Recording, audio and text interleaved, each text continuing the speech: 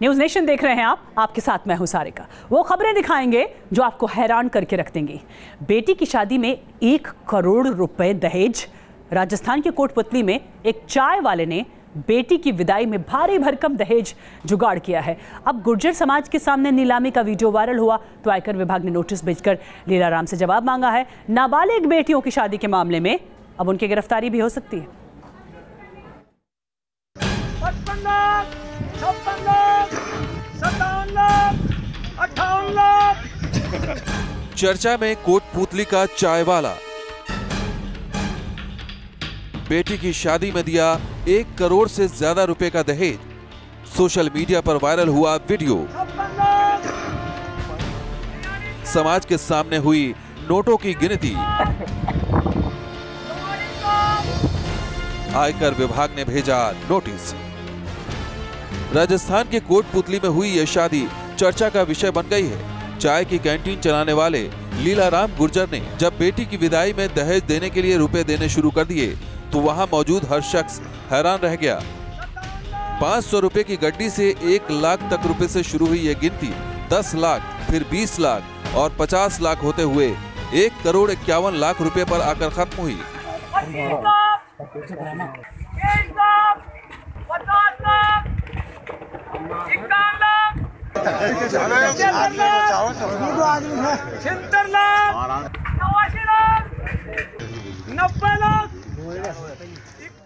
इस शादी में शरीक होने गुर्जर समाज के लोग दूर दूर से पहुंचे थे। विदाई की रस्म के समय जब बेटी के पिता ने रुपए गिनाने शुरू किए तो गिनती का आंकड़ा करोड़ों में जा पहुंचा।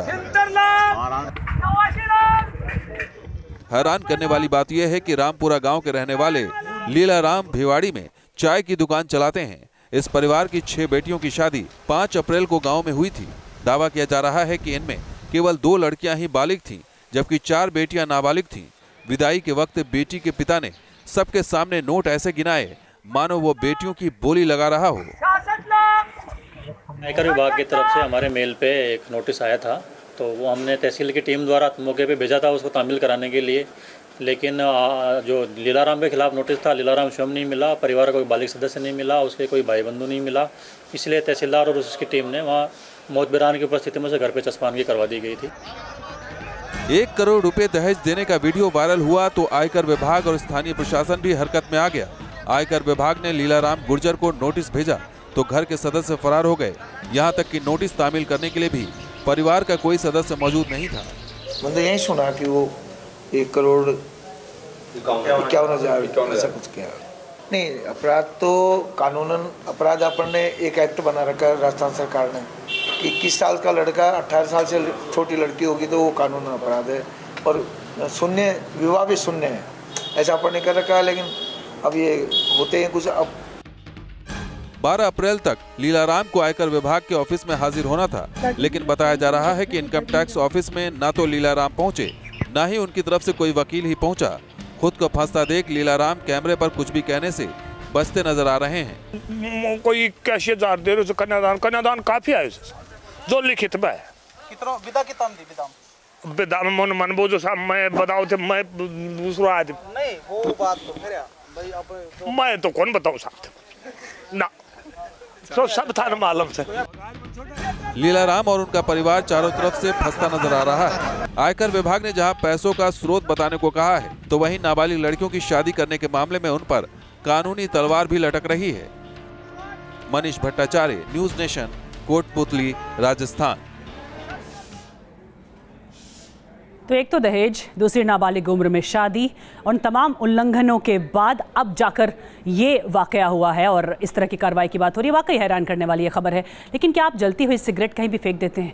अगर हाँ तो सावधान रहा करें, क्योंकि ये तस्वीर बहुत कुछ बता रही है अपने आप में। बड़ा हादसा हो सकता है। ईरान में हुआ है। एक शख्स आता है, गड्ढे में डालता है कुछ और वहाँ से चला जाता है। उसके बाद वहाँ एक शख्स सिगरेट पीते हुए आता है, बिना कुछ सोचे समझे सिगरेट को उसी गड्ढे में डाल देता है और उसके बाद जो होता है वाकई रोंगटे खड़े कर देने वाला है।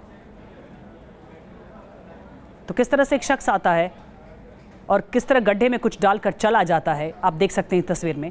उसके बाद दूसरा शख्स आता है तो ये भी हैरान करने वाली तस्वीर है। बात एक ऐसे गांव की जो इन दिनों सुर्खियों में है। राजस्थान के इस गांव में आपको इतने राष्ट्रपति, राज्यपाल और कलेक्टर मिल जाएंगे जिसके बारे में आपने कभी कल्पना नहीं की होगी। आखिर क्यों और कैसे, ये जानने के लिए देखिए। क्या राष्ट्रपति किसी का नाम हो सकता है? क्या राज्यपाल नाम का कोई शख्स हो सकता है? क्या कोई अपने बेटे का नाम कांग्रेस रख सकता है? क्या कोई अपने लड़के का नाम हाईकोर्ट भी रख सकता है? हैरान मत होइए, क्योंकि अब हम आपको लिए चलते हैं राजस्थान के बूंदी जिले के रामनगर गांव में। ये गांव तो आम ही है, लेकिन यहाँ के लोगों का नाम जब आप पूछेंगे तो आप चौंक जाएंगे, क्योंकि कोई आपको अपना नाम राष्ट्रपति बताएगा तो कोई राज्यपाल नाम का शख्स आपको यहाँ वहाँ घूमता मिल जाएगा। आईजी, कलेक्टर, हाईकोर्ट नाम के शख्स भी इस गांव में मौजूद हैं। हाईकोर्ट पढ़ते हो? हाँ। कौन सी क्लास में? 8वीं में। वहाँ पे भी क्या नाम है? हाईकोर्ट है। पता है आपको हाईकोर्ट क्या चीज़ है? नहीं पता है। ये अपने माता पिता ने बचपन में रखा हुआ था, तो अपनों को बचपन में ही पता थोड़ी था कि माता पिता ने क्या रखा है क्या नहीं रखा था। बूंदी में लगभग सभी के नाम ऐसे ही हैं। किसी का नाम किसी बड़े पद से जोड़कर रखा गया है, तो किसी का नाम देश के बड़े राजनेता के नाम पर रखा गया है। सरकारी बाबुओं की माने तो इनके नाम के पीछे अशिक्षा है। साथ ही यहाँ के लोग पहले आपराधिक छवि के थे, जो बड़े पदों के नाम से प्रभावित होकर अपने बेटे और पोतों का नाम हाईकोर्ट और कलेक्टर रखने लगे, जो अब भी सरकारी दस्तावेज में मौजूद है। इनके जो पूर्वज थे वो अनैतिक गतिविधियों से जुड़े हुए रहे।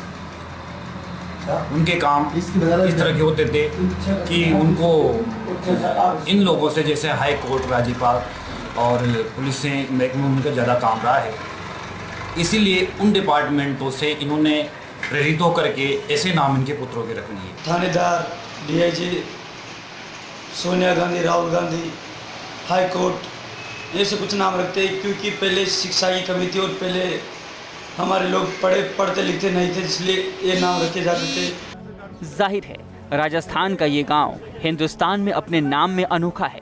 यहाँ आपको राष्ट्रपति से लेकर दारोगा नाम के लोग गांव में एक साथ घूमते हुए मिल जाएंगे। Team news nation. पानी में तैरने वाला रोबोट देखा है क्या? मछली की तरह फर्राटा भरने वाला ये रोबोट दिखाते हैं आपको। पानी में तैरने वाली ये कोई मछली नहीं है और ना ही कोई समंदर में तैरने वाला जीव।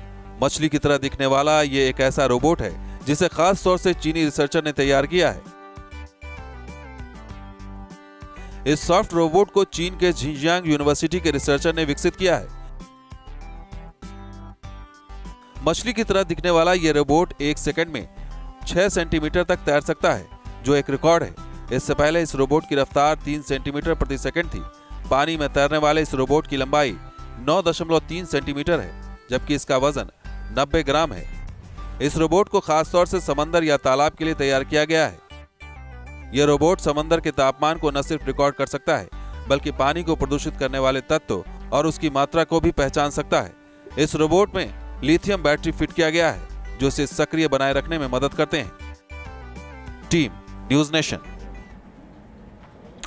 कभी कभी आपके साथ कुछ ऐसा हो जाता है जो जिंदगी भर आपके लिए यादगार रह जाता है, जहन में रह जाता है। कुछ ऐसा हुआ है निक मिड नाम के एक शख्स के साथ। एक पुराना आर्मी टैंक इन्होंने खरीदा, लेकिन टैंक से 16 करोड़ का सोना मिल गया उन्हें।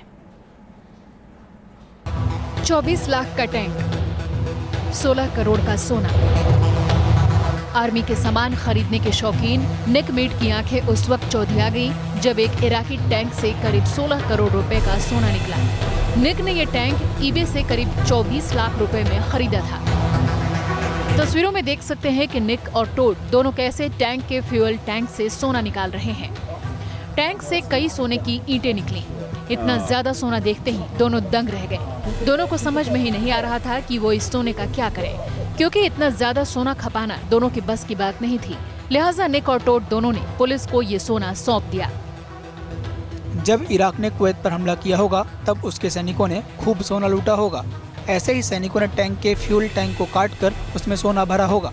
लेकिन तभी अमेरिका ने इराकी सेना पर हमला कर दिया, जिससे वे सोना साथ नहीं ले जा सके। इस टैंक को खरीदने के साथ ही 51 साल के निक मीड के पास कुल 150 मिलिट्री व्हीकल्स हो गए हैं। Team news nation. आप हैरान हो जाएं शायद ये खबर सुनकर कि पाप से मुक्त होने पर भी कोई सर्टिफिकेट मिल सकता है।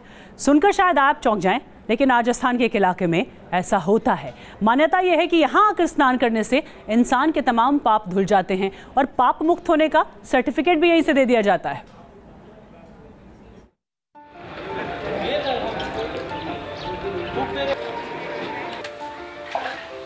ये है वो सर्टिफिकेट जिसे पाप मुक्ति का सर्टिफिकेट कहा जाता है और ये राजस्थान के प्रतापगढ़ में मिलता है। जी हाँ, आप खुद देख सकते हैं कि कैसे इस कागज में पाप मुक्ति का जिक्र किया गया है।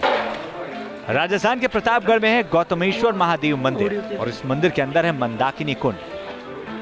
स्थानीय लोगों का मानना है कि इस कुंड में स्नान करने से लोगों के पाप धुल जाते हैं और इसके साथ एक पौराणिक कथा भी जुड़ी है। कहा जाता है कि इसी कुंड में स्नान करने से गौतम ऋषि गौहत्या के पाप से मुक्त हुए थे। इसी मान्यता के आधार पर लोग यहाँ आकर स्नान करते हैं, पाप मुक्त होते हैं और पाप मुक्ति का सर्टिफिकेट भी हासिल करते हैं। लाखों भक्त पाप मुक्ति के लिए यहाँ पहुँचते हैं। इसके बाद यहाँ का मंदिर ट्रस्ट पाप मुक्ति सर्टिफिकेट भी देता है, जिसका शुल्क 11 रुपए है। जहाँ सर्टिफिकेट दिया जाता है उस जगह को कचहरी कहते हैं। कुछ जगह तो सर्टिफिकेट वाले शख्स की समाज में वापसी की भी बातें सामने आई हैं। भावना है तो सब कुछ होगा। पत्थर का देव है, श्रद्धा रखोगे तो फल मिलेगा। जब गाड़ी बाइक से जा रहा था रोड पे, तो भूलवश मुझसे गिलहरी की मृत्यु हो गई थी। तो फिर जब मैं घर पे गया तो परिवार के बुजुर्गों ने बताया मुझे कि आप प्रतापगढ़ जिले के पास में गौतम ऋषि की तपोभूमि का स्थल मौजूद है, वहाँ पर मंदाकिनी कुंड है, वहाँ पर जाके आप विधि विधान से स्नान करना और वहाँ से आपको एक पाप मुक्ति का प्रमाण पत्र मिलेगा। तो उसके लिए फिर मैं यहाँ प्रतापगढ़ जिले के यहाँ गौतमेश्वर में आया हूँ। यहाँ पे मैंने पूजा पाठ किया और स्नान किया और उसके बाद पुजारी द्वारा मुझे यहाँ से एक प्रमाण पत्र 11 रुपए की रसीद दी गई है, जो अब घर पे और पंचों को मैं बताऊंगा, जिससे पाप मुक्ति का प्रमाण पत्र कहा जाता है। गुजरात, मध्य प्रदेश और देश भर से हजारों भक्त गौतमेश्वर में पाप निवारण और प्रायश्चित के लिए यहाँ आते हैं और पाप कुंड में स्नान करते हैं। साथ ही दोबारा कभी पाप ना करने की कसम भी खाते हैं। यानी अब आपको हरिद्वार, वाराणसी, ऋषिकेश ऐसी जगह जाने की ज़रूरत नहीं है। प्रतापगढ़ के इस मंदिर में आइए और बाकायदा सर्टिफिकेट लेके जाइए कि आप पाप से मुक्त हो चुके हैं। वीडियो जर्नलिस्ट चित्रपाल सिंह और सहयोगी परवेश परदेसी के साथ मनीष भट्टाचार्य, न्यूज़ नेशन, प्रतापगढ़। आगे देखिए जंगल न्यूज़ और बने रहिए न्यूज़ नेशन के साथ, क्योंकि खबरों का सिलसिला यहाँ कभी नहीं थमता।